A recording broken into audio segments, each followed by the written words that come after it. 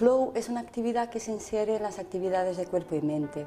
Es una actividad que tiene un componente físico naturalmente, pero que también trabaja muchísimo la respiración.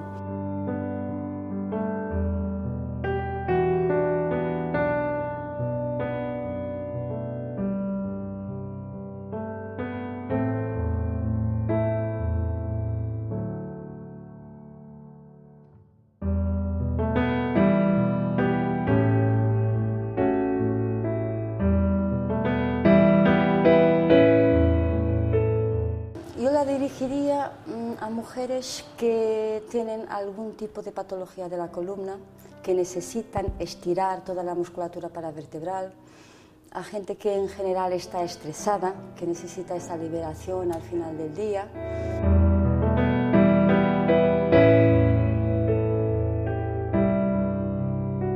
Exclusivamente practicar flow no es lo más recomendable. Es siempre bueno pues complementarla con un trabajo que nos pueda aportar los beneficios de un entrenamiento cardiovascular.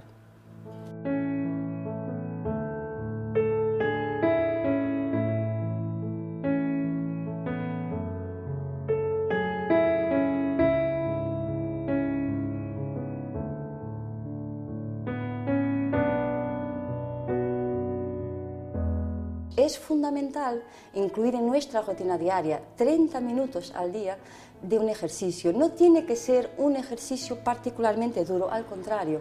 El ejercicio que para la salud se hace más efectivo es el ejercicio moderado, de forma constante y de forma regular.